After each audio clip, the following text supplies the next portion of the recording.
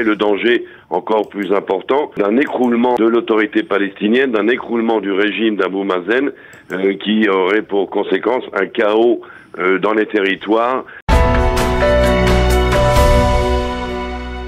Ce matin avec Raphaël Yerushalmi. Raphaël, bonjour. Bonjour. Vous êtes ancien officier du service de renseignement et spécialiste des questions de sécurité. Alors, d'abord, avant de répondre à ces questions, comment ces sanctions ont-elles été décidées par le gouvernement israélien? Bien, comme il s'agit d'un nouveau gouvernement qui s'adjuge beaucoup de droits et de pouvoirs, ça a été assez rapide. Et ces sanctions sont plus ou moins justifiées sur le plan politique et moral, mais peut-être pas tellement sur le plan sécuritaire. Je m'explique. D'un côté, effectivement, les sommes qui ont été bloquées et redistribuées sont en partie des sommes destinées au financement des familles de terroristes ou aux terroristes eux-mêmes. Et donc, il est évident qu'il n'y a aucun intérêt pour Israël de laisser l'autorité palestinienne distribuer ces sommes à des terroristes. D'un autre côté, il y a un risque de déstabilisation, sinon d'affaiblissement très grave du régime en place à Ramallah, c'est-à-dire celui de l'OLP et d'Abou Mazen, qui pour l'instant est le moins pire des régimes auxquels les Israéliens ont à faire face du côté des Palestiniens. Il y a donc ici un danger, un double danger. Le Shin Bet a prévenu du danger que la coopération sécuritaire que le Shin Bet trouve importante puisse en pâtir, et donc on aurait moins de coopération sécuritaire de la part des Palestiniens pour justement appréhender des terroristes ou déjouer des attentats.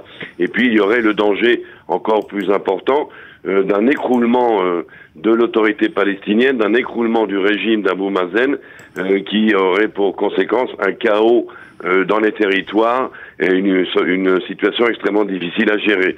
Donc il y a ici un petit peu un dilemme entre le moral et le politique, et d'un autre côté le sens pratique par rapport à une stabilité relative du régime en place dans les territoires.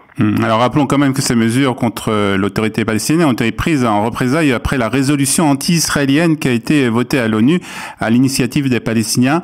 C'est une sorte de réponse en fait à cette résolution qui a été votée à l'ONU la semaine dernière en fait, Raphaël. Oui, exactement. Mais c'est un petit peu peut-être aussi faire le jeu des Palestiniens, c'est-à-dire au moment même où les Palestiniens crient misère au monde entier, faussement d'ailleurs, et bien de leur supprimer ces fonds, c'est un petit peu leur donner des arguments en disant regardez ce que les Israéliens nous font.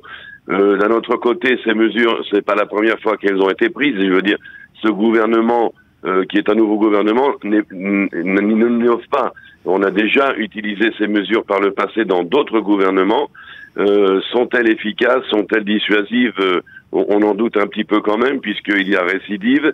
D'un autre côté, comme vous le dites à raison, on ne peut pas non plus rester bras ballants devant les attaques incessantes de Abou Mazen, de Ramallah contre Jérusalem, attaques avec des coups bas sous la ceinture, à coups de mensonges et de propagande auprès d'institutions qui sont déjà anti-israélienne à la base de toute manière.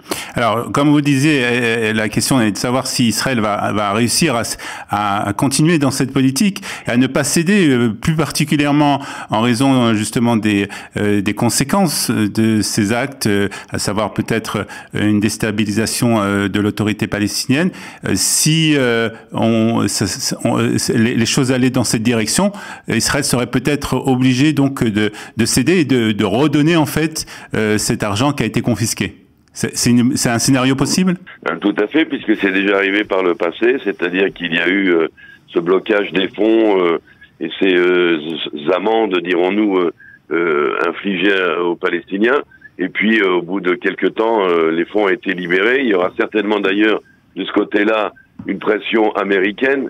L'administration Biden a pour un des buts principaux le renforcement justement de l'OLP à Ramallah, par crainte que si l'OLP perd son pouvoir, ce sont les mouvements islamistes qui prendront le pouvoir à sa place.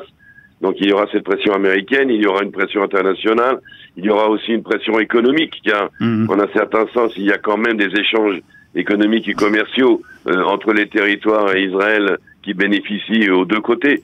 Donc il est à prévoir que cette mesure sera temporaire et non définitive.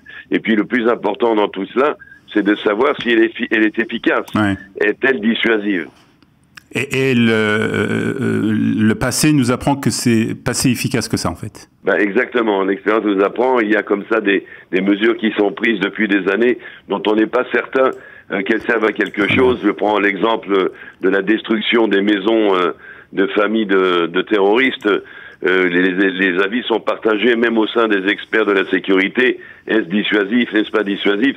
Quand on parle d'efficace, ça veut dire décourager. Va-t-on décourager Abou Mazen d'aller nous accuser aux Nations Unies ou au tribunal de la Haye en lui supprimant les fonds? Ou alors est-ce que ça va au contraire mettre de l'huile sur le feu? Très bien. En tout cas, Raphaël Yerushalmi, merci pour toutes les explications sur cette confiscation donc des fonds à l'autorité palestinienne. Merci, Boker Tov et bonne journée.